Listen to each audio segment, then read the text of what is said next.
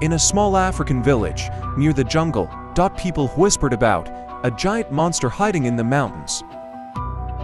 At night, they saw a massive shadow moving between the trees and believed it was evil. When crops vanished and trees fell, the villagers blamed the beast.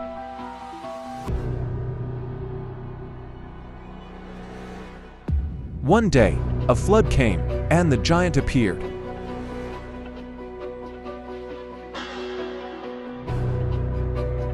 Instead of destroying homes, the giant lifted houses and carried people to safety.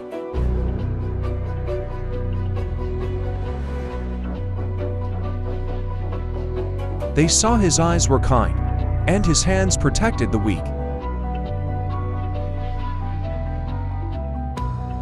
From that day on, the monster became their guardian.